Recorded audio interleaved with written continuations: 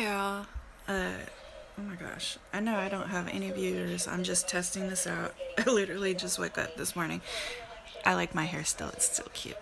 I know it's been a while since I updated on this channel, and I think maybe it's time that I went back to updating. I don't know. There's a lot going on. We have a whole bunch of stuff going on, so it's time to update. But let me see. So how do I share this? Share. Let's see if it'll go to my Facebook. Yep. Okay, got it. Discard that. Actually, let's share it on my Facebook.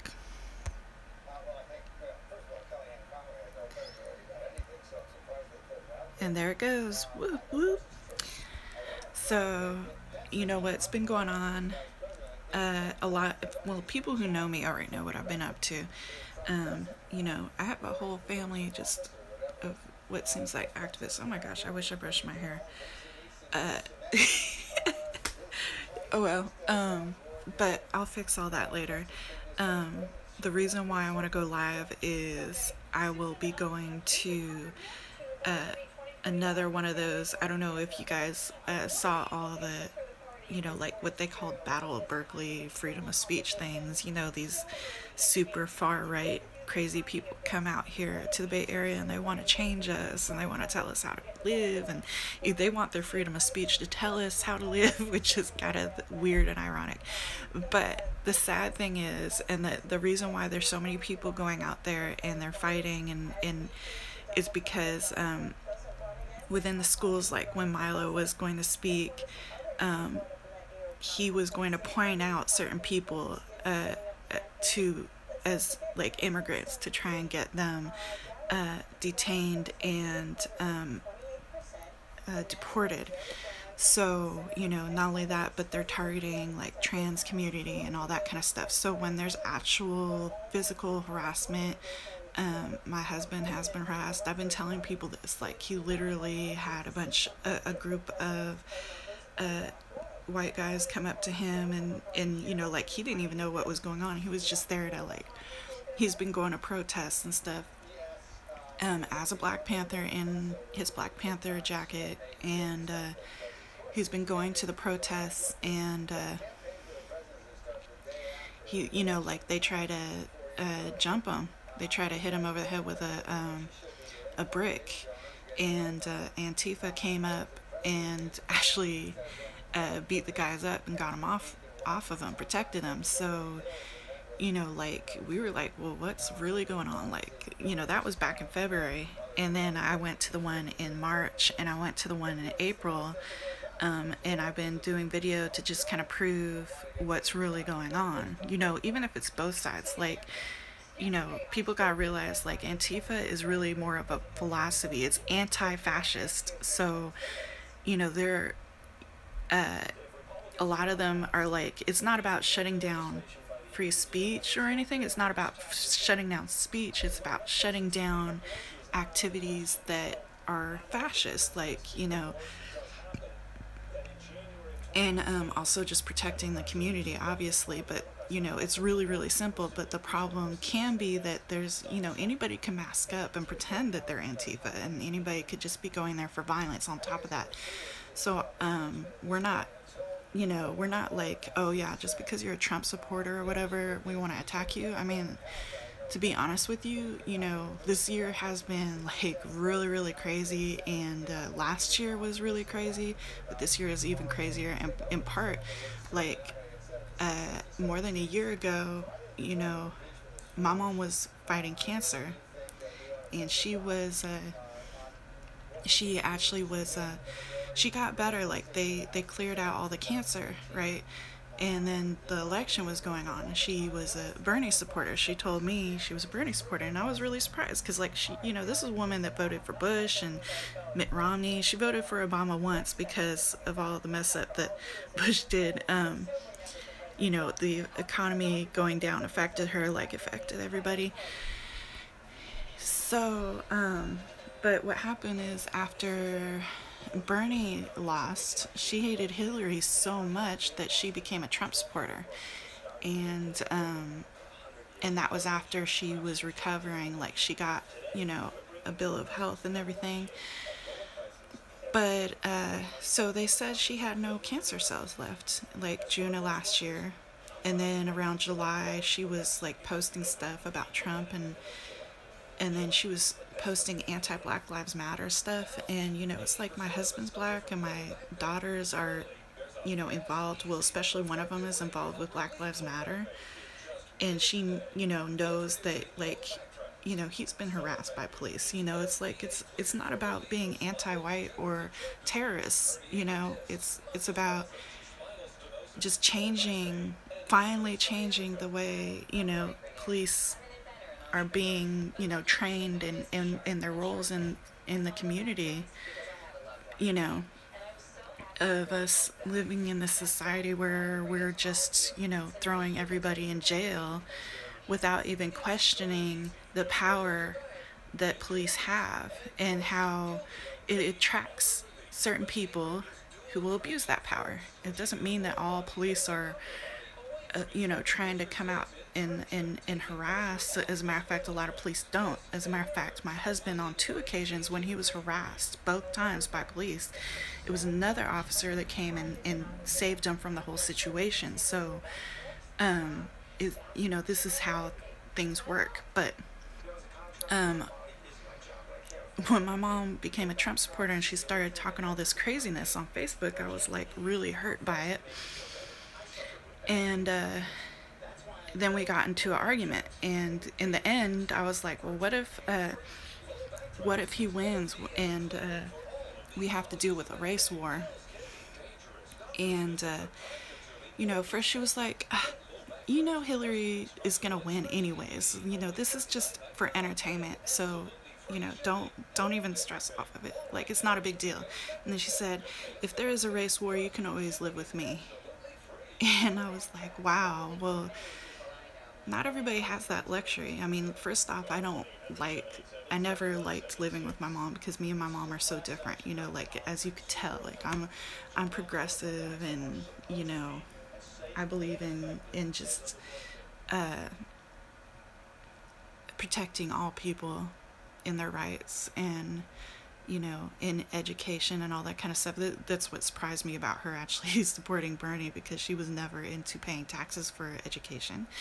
So, but I think that in that part, she was really, really into Bernie because he was honest, and she actually was concerned about her granddaughters, which they're about to be 18 and going to college now, being able to get into college. And guess what? We're having issues with the expense of college. So, I think, Bernie was great for that message. Hillary was also for technical schools and education and daycare and all kinds of stuff. Like, I had problems with finding a job because I didn't have daycare one time, and then I had to go on government assistance just so that I can qualify to get daycare. That's like crazy. I never wanted to do that. I just wanted to get a job, but I had to sit around and wait to get government assistance just to get help with daycare, because there was no way I could get a job without daycare, and I didn't have money to pay for daycare. Like,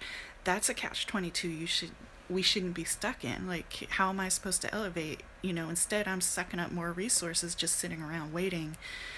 But anyways, I didn't even realize I was going to go in all this tangent, but I wanted to talk about this for a long time, because it really, really hurt that, when my mom came, when we had that argument in July of last year, I didn't really talk to her all summer. All last summer I couldn't. Like, it hurt me so bad that, I was like, you just don't care about our situation, or other people's situation for that matter. I do care about our whole society. You could say that's soft or weak, but, without other people, it is actually a selfish thing. If there are groups of people who are not doing well, it does affect us.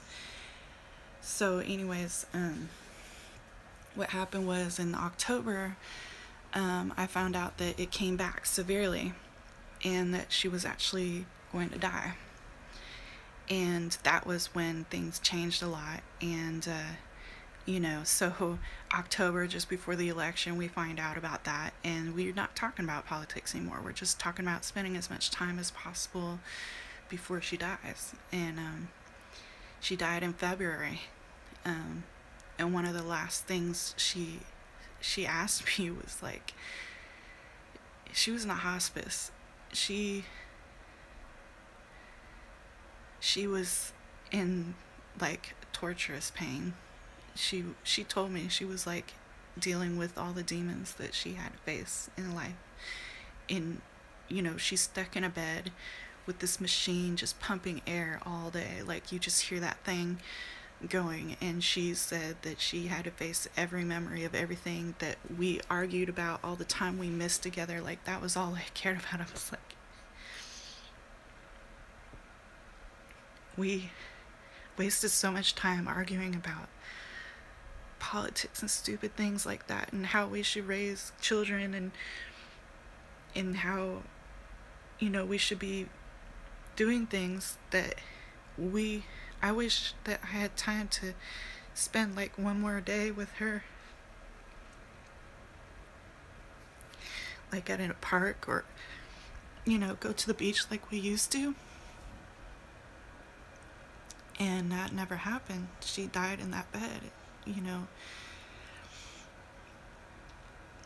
And she said, "Michelle, do you think I'm racist?" And I said, "No. I mean, that's the thing. She's never been one to, as a matter of fact, she hated hearing racist comments about people." She said, "The reason why I've been like this all my life is I wanted you to just be normal. I wanted you to fit in, because I felt like in society you had to fit in with the status in order to succeed, and I just wanted you to succeed. I wanted you to do the best in your life, and instead you made choices that was going to make things harder for you, and I was worried. I just wanted you to be successful. I wanted you to have the best." And I think that was her way of saying why she stuck with, some of the, the political reasoning she did. She didn't feel like the world was going to change. She's like, pessimistic, and I'm optimistic. I'm like, it'll change if we work towards it, even though I'm just one person trying to at times. That's how it seemed like. She was like, "Oh, it's never going to change." But she started seeing it change, and I think she felt really bad. That was her way of saying she felt really bad. And that she saw a lot of things that she wished that she had changed. So anyways, my point is, I'm not mad at Trump supporters. I don't think they see... I think they see, what my mom saw. That they saw like a certain kind of America that America has always been. Sometimes they don't want to change it. Like, there's certain things about it that they love, and here we are trying to ask them to change it. And that's how it is. It's in our society, when things change, it's a give and take, and a push, and a shove, and all kinds of stuff, and that's where we're at. But like, just because you have a belief, it doesn't mean I hate you or I'm coming after you. The only time I feel like violence is necessary is in self-defense, and in taking care of our own livelihood, our children's livelihood. I am anti-fascist. I am against fascism because it's gonna tear our life of how we can live. It's pretty much dictating how our life is. And I don't think that all the Trump supporters understand that they are standing side by side with fascism, or that they're enabling dictatorship just because they want their way. I don't think all of them understand that. There are a few, though, that are pushing, and they know full well what they're doing. So anyways, I've been to the one in Berkeley, and March 4th was the first one I went to, and there was I'll probably upload the footage now on this YouTube. There was that was when there was actual Trump supporters, like you saw older women and just regular people just fighting, like just beating each other up with flags and all kinds of stuff. And it wasn't one-sided, it was two-sided. Like, to me, it was like everybody was here to fight. Everybody was just venting and steaming out this anger with each other of differences. And then the one I went to on April 15th was even more violent. And but that was when they had a lot of, like, they had identity Ifropra, however you pronounce that, you know, with the Nathan Domingo punched the girl. I left before them because I saw that the police were, the helicopters were circling above and they were surrounding us, and I was like, the only thing that could come out of this is being surrounded and being stuck in the middle, and they're gonna let everybody beat each other senseless till they're dead. Not dead, but done, you know. Luckily nobody died. Luckily, I mean, that kind of shows the extent of how maybe both sides aren't that bad, because neither one killed each other. But you know, sometimes there's that fear that, you know, we're really creating an environment of extremists, and somebody is going to die eventually. So August 26th, they're having a freedom of speech rally in San Francisco at Crissy Fields, and I'm going to live stream that, so stay tuned for that. I don't think that one's going to be violent. Crissy Fields is on federal land. It's a federal park. It's obviously surrounded by the Bay Water, so you can have police coming in from the water, you can have them coming around. It's easy to be surrounded. They could be on motorcycles, all kinds of stuff. And most people aren't even all that interested in going, even on their side. So, you know, I'm not suggesting anybody goes to it for one thing. It's just a freedom of speech rally. Let them talk and do whatever the hell they want to do. Like, who cares, you know? The one in Berkeley is going to be the one where everybody is coming back, and they think that they're going to get this big war with Antifa and all that kind of stuff. And, you know, like, standing side by side with the people, you know, it's just like you would, it's not like what you would expect, actually. There's, like, good people and there's bad people on both sides. Most of the people have their own good intentions. Most of these people are passionate about their future and their children's future on both sides. It's just that there's a lot of ignorance of, you know, especially coming from the people on the, you know, they're not even all Trump supporters, let's just be real. Like, the people that are coming from, you know, whatever they call it, the right, or, you know, the people hosting these rallies, they really, they don't you know, like, they're coming to our cities trying to tell us how to live. So on Sunday, August 27th, is an anti-Marxist rally. So I guess after the freedom of speech rally, they're going to tell us what we can believe in and how we can run our government in our cities. Pretty interesting, right? You know, like, there's that's like some sort of weird hypocrisy. And that I will definitely be shooting live right here. So that's why I'm testing this out. And if you guys want to come check it out, come check it out. I'll start posting on here again. I'm going to be giving updates. I feel like they have a lot of media, so we need some media on our side. We need to keep this an open dialogue and figure out what's going on before it gets too crazy, because, you know, we got to protect the Bay Area. So anyways, I'm gonna sign out. That was a long explanation of stuff, but thank you for watching with my bedhead and just woken up. And I'll see y'all later.